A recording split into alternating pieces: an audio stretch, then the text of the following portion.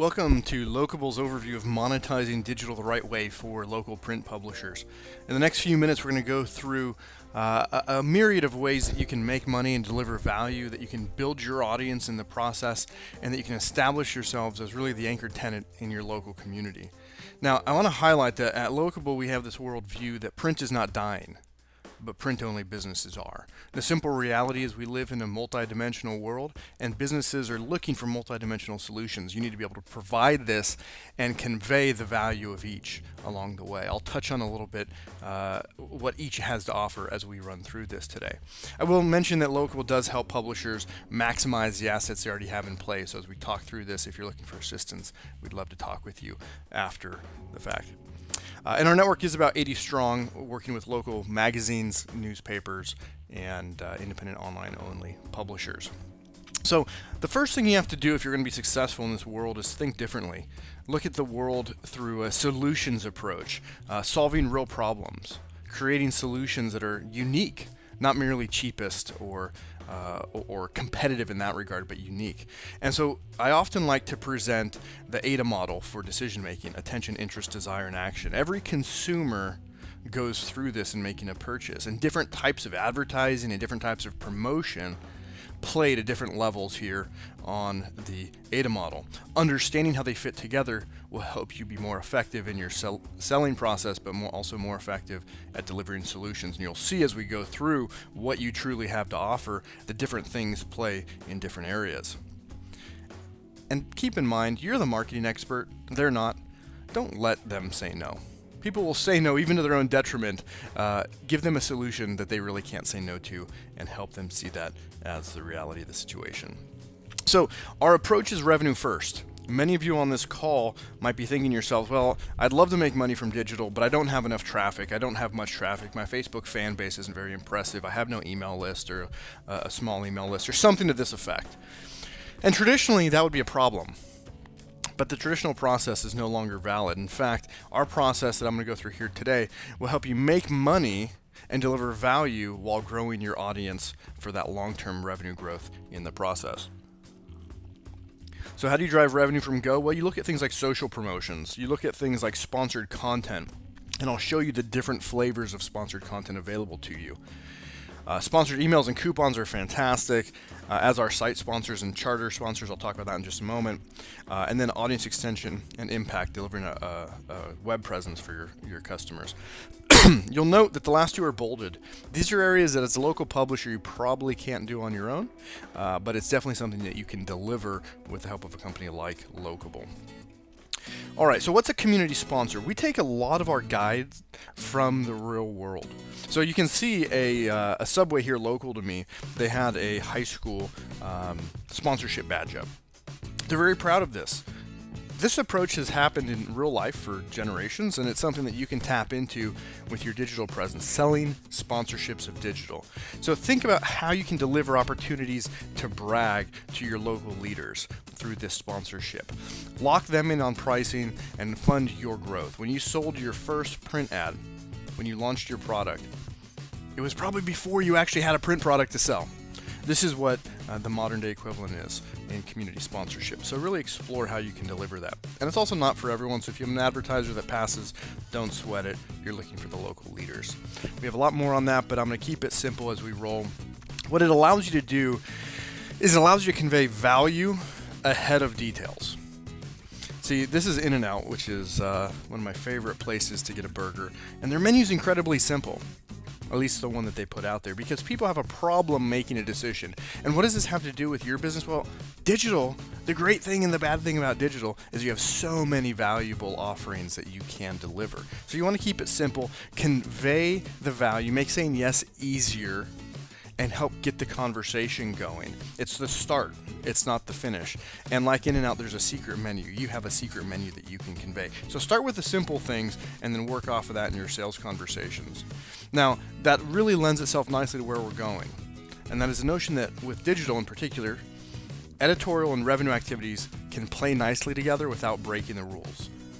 If you're a pay-to-play publication, fantastic. If you're not, fantastic. In both cases, this is something that is going to work for you.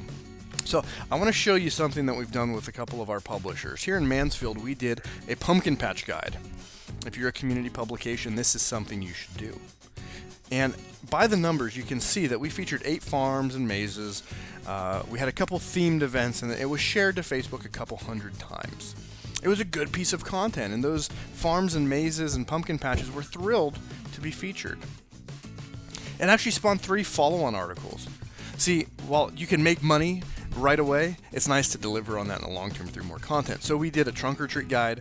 We asked Facebook, because the Facebook page has high engagement, what does fall mean to you? And after Halloween, we came back and said, show us the pictures that you took of picking a pumpkin. And we got a whole slew of input. And so you can see you can create these story arcs and engagement and community affinity, almost like a bulletin board, if you will, where people can share and you can curate. And those were shared to Facebook a couple hundred times. Well, in total, there were thousands of page views. There were tens of thousands of Facebook impressions. And you'll notice, yes, there was a sponsor.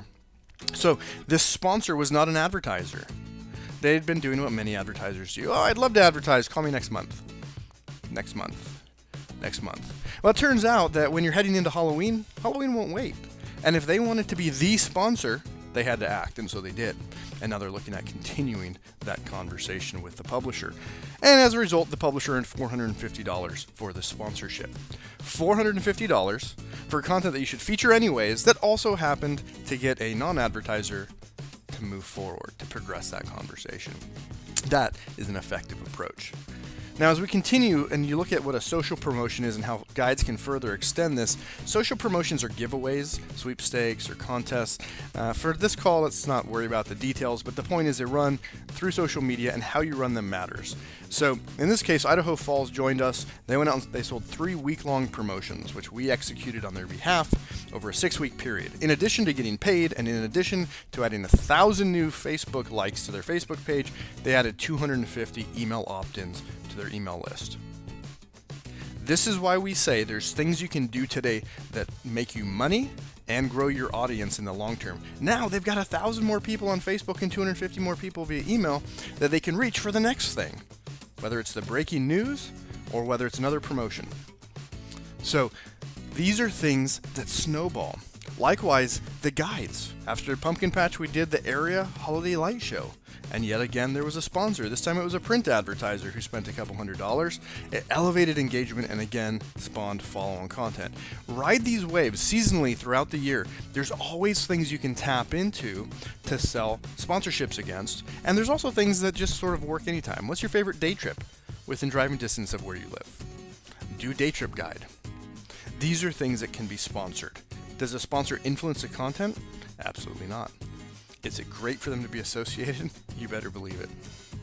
So social promotions have these tremendous values, and then we can go even further and we can tie in additional things like, hey, what's your favorite thing about our publication?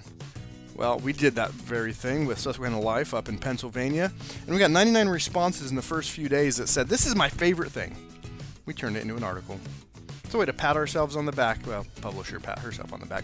And this becomes a sales tool. It becomes a piece of content that's highly shareable, but it becomes a sales tool. As you can see, there is this ongoing interactive play between revenue activities and editorial activities. But it doesn't stop there. You can continue with things like user-inspired content. And here you can see we posted a simple question, what would you like to see in 2015? Now, if you don't have an engaged Facebook page, this won't work yet. But when you do, you'll notice there's 132 comments. That's engagement, and that's viral reach. 6,000 people in a small community. Her fan base is under 3,000. That's fantastically dominating Facebook statistics. And so it was really about building community around content. And so we went out and we actually created a piece of content with the responses. And then we shared that content that we created on her website back to Facebook. And now you can see the reach that had, 20,000 people, type of engagement and clicks. And what's great is this referred to dozens of businesses and business types and industries. Now they can follow up with these businesses and say, hey, we referenced you here. You should create a directory listing. You should talk to us about promotion. Clearly, our audience is interested. It is a fantastic way to feed content and to start conversations with businesses.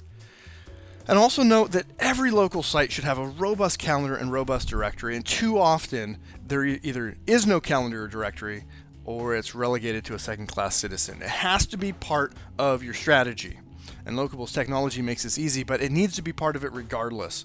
In this case, we have publishers do review contests. Most reviews in a 30-day period will get a profile, and people start promoting the publisher. They start engaging in ways they didn't otherwise. It becomes part of the content strategy, and you can sell ads against this.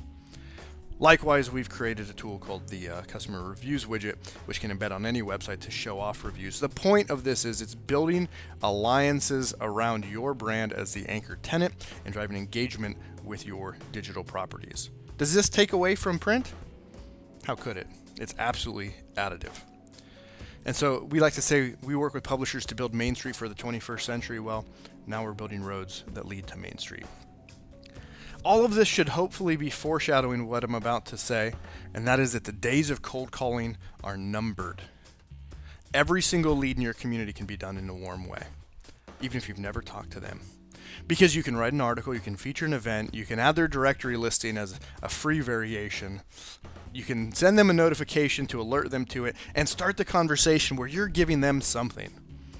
Not because you're pandering, but because it's relevant to the community.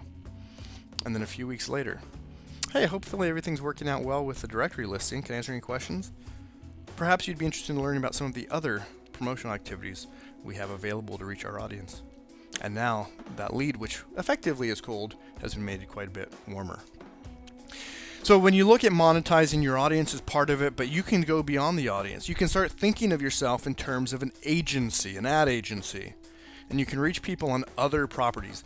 Did you know that you can sell ads using something called audience extension that reaches locals on nationwide websites? Let me say that again. You can sell ads that appear on other people's websites, including folks like Better Homes and Gardens, but only targeted at locals at the zip codes that you're interested in.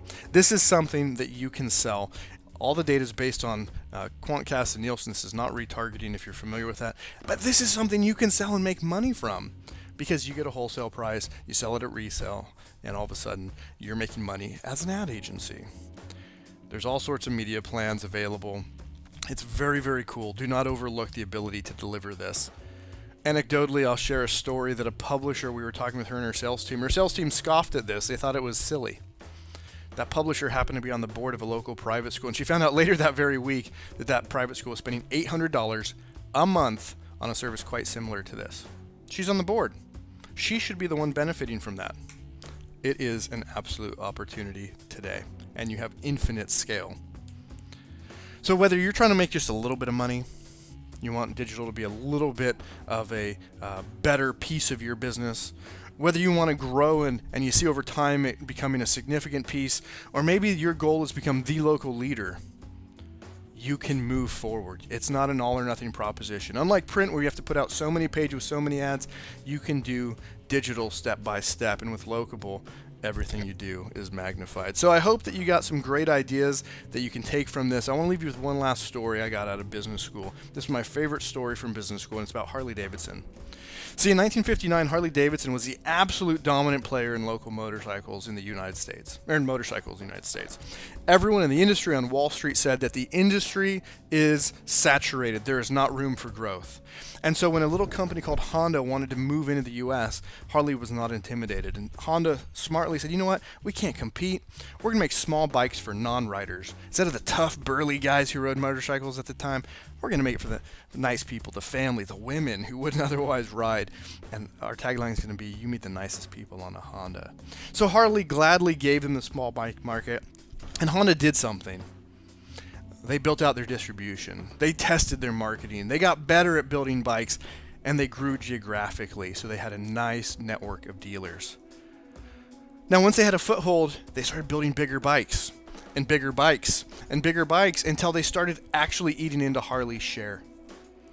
The giveaway, the low price solution, the low price option, the low revenue option became the anchor for Honda to completely come in and eat away at Harley. So what did this mean? Well, within 6 years, Honda was doing $77 million in revenue.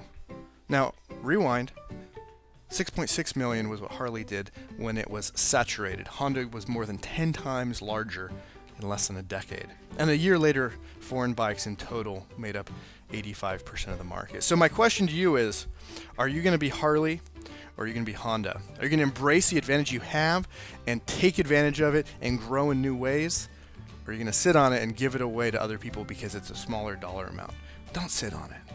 Profitable revenue is to be had with digital. It will grow print when you do it the right way. Go out, sell something. You can absolutely do it. If you want to talk with Locable about how we can work with you, we'd love to have a chat. We're all about building community around local publishers, whether it's technology, training, and resources, or whether you're interested in our publisher concierge service where we can literally run some or all of your digital presence. If you're a small team, this might be interesting for you. We can help you get to the next level.